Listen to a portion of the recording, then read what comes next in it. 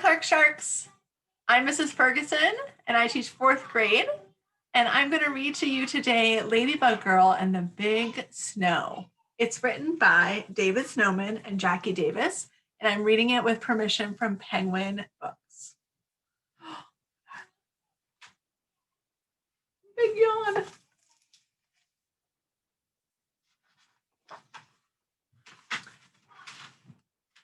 It's magic outside, Bingo, whispers Lulu.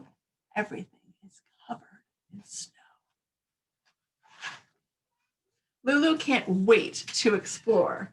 But first, she puts on her long johns, snow pants, boots, puffy jacket, and mittens.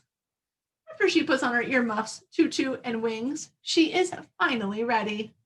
It's a little hard to move, but that won't stop Ladybug Girl. The silvery sun bounces off the snow and makes the yard look like it's filled with giant frosted cakes. Ladybug Girl tries some of the frosting. It's pretty good. Bingo thinks so too. Ladybug Girl and Bingo walk across her yard. It's fun to go where no one else has. They walk all over. Looking back, she sees everywhere they've been. Their footsteps have made a very big penguin. How cool is that?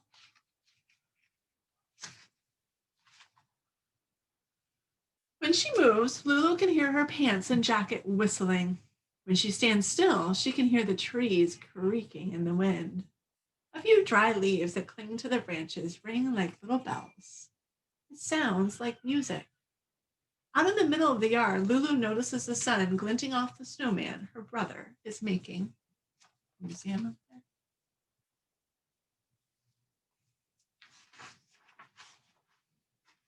I'm going to build a giant snow castle for the snowman to visit, she tells Bingo. Ladybug Girl pushes and pushes the snow to shape it into a huge wall. She tries to build the snow higher, but it keeps sliding down. Maybe, Lulu thinks, it'll look better after she decorates it with some snowballs. But Lulu's mittens are so stiff that it's hard to pack the snow. Her snowballs keep breaking into a powder. It doesn't look much like a castle.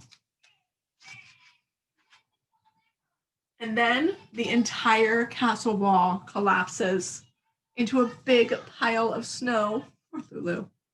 Oh, I give up. Lulu abandons the snow castle and marches off towards the big pine trees at the back of the yard.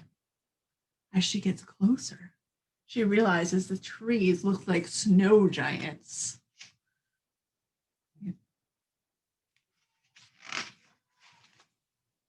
She must stop them before they eat the snow cakes. Lulu knows her brother would love this game. She tries to get his attention, but then she accidentally whacks a branch, knocking a shelf of snow onto her head and down the back of her neck. Oh, I hate it when that happens. Her antennas get very bent out of shape. Lulu wishes she could make all the snow disappear. She huffs off towards home and sees her own white breath fuming like dragon smoke. She is a dragon, and so is Bingo. They are winter dragons soaring high above the glittering land. Her fire is so hot, she could melt all the snow. Then Lulu sees a high, snowy mountain peak. It's a perfect place for the dragons to have their home. They're flying towards the top when suddenly Lulu sinks into the snow up to her tutu. Why does everything have to be so hard today? All she wanted to do was go to the top of the mountain. And now she's stuck in the snow. She's not even a flying dragon anymore. She's just herself. Lulu looks down at the shadow of her wings gliding over the surface of the snow. She's not just Lulu, she's Ladybug Girl, and Ladybug Girl can do anything. Nothing's going to keep her from getting to where she wants to go. Using all her might, she lifts her legs out of the heavy snow and steps forward. And then she lifts her other leg, and slowly, steadily, she begins to climb up and up and up further still. That's some good perseverance there.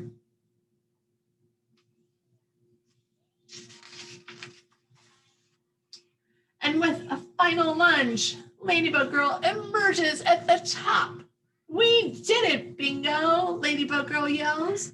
We made it. When she looks down, she sees shining in the sun, right where her snow castle was supposed to be, an amazing statue of Bingo.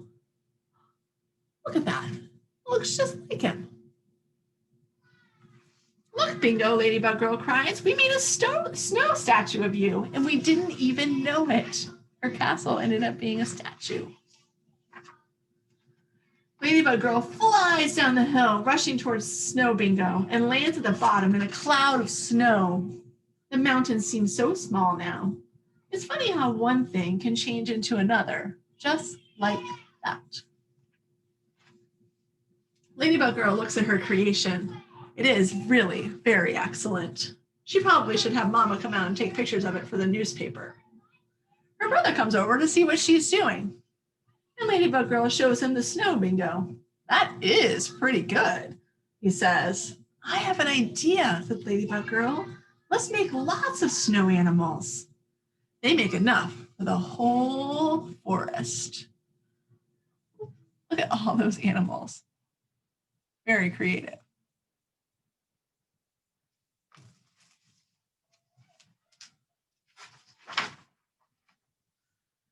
When the sun starts to dip behind the trees, Ladybug Girl, her brother, and Bingo head home. Their shadows slip in and out of all the other shadows. Look, she says to her brother, everything is connected.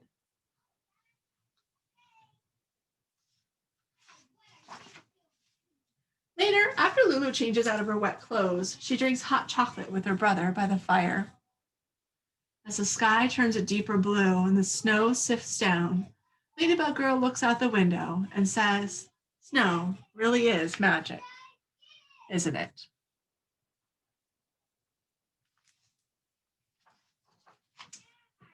The end. Thanks for joining me today, Clark Sharks. I hope you're having a great winter break.